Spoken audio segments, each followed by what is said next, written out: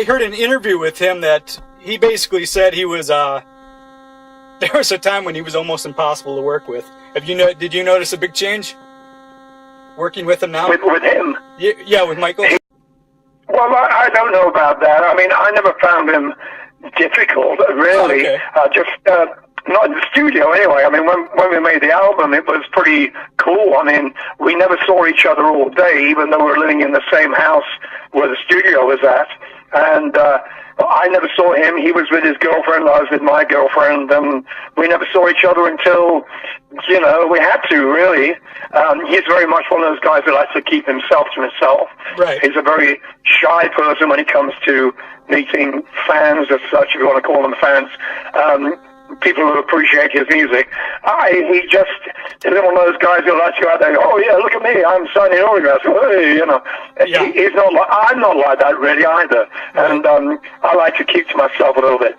But the worst person for that was Richie Blackmore. He hid away from people who liked him, wanted his autograph. But Michael, we get on very well now. Another interview I saw with Richie Blackmore where he tells a story of you sneaking out of a hotel room to get your hair cut. Is that true? Well, I didn't sneak out. Okay. In fact, the guy that was supposed to be guarding me, he tells the story of this guy called Colin Hart, who was supposed to be guarding me. I saw Colin in Florida early this year. We went out together because we were playing Florida, and I went out with me and Bethany, and he said, what the fucking hell was that bloody story all about? He was saying, what? I know, I would never put on guard to keep you in your room. I said, I know. It was just, it was an afternoon. It was, I think it was in Edinburgh or somewhere. It was in Scotland.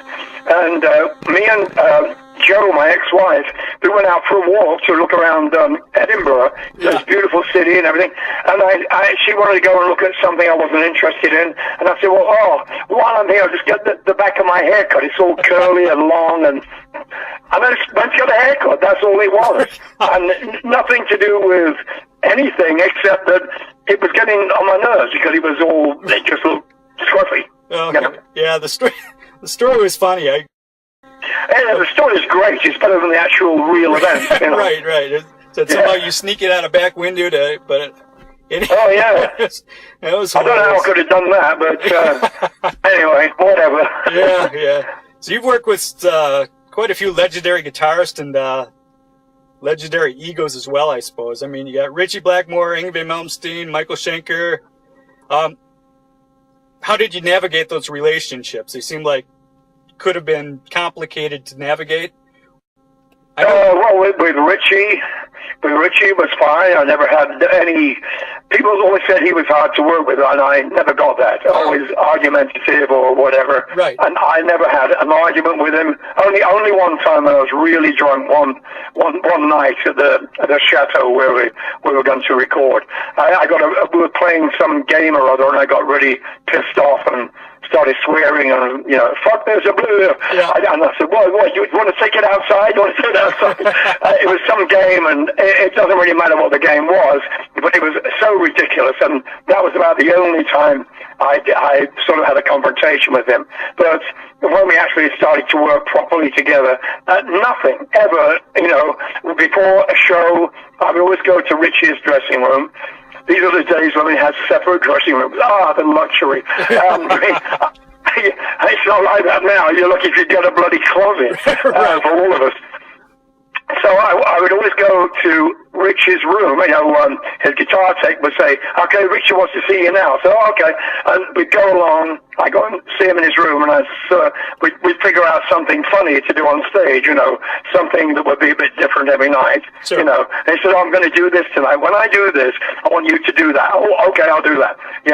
So we got on really great. And my dad, this is how such an ordinary, straightforward guy I find Richie to be. Yeah. Every time my dad or mum would come to our gigs in England, he would go and sit at the bar and bed. So he was just a very normal but shy person. I find him to be a very shy person. That's not the perception you get if you read about him. So that's... Yeah, he's dark and mysterious, but that's his shyness. Right. That's his shyness, I promise you. Do you have an album or two out of your entire career that kind of to you really stand out above?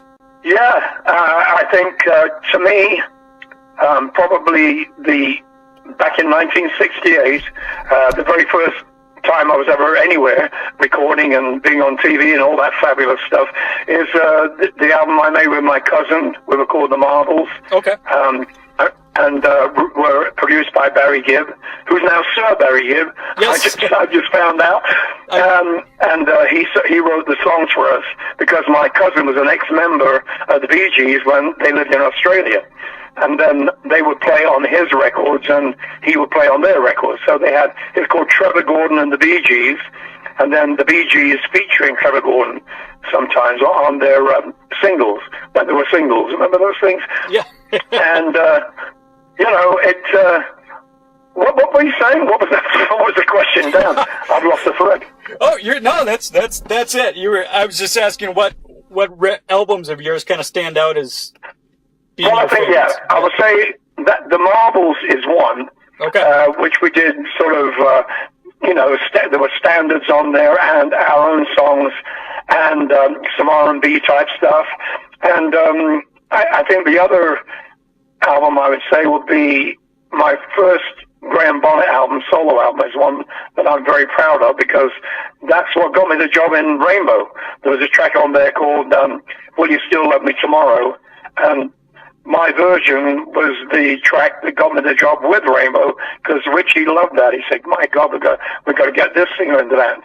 And that's how I got in touch with Rainbow.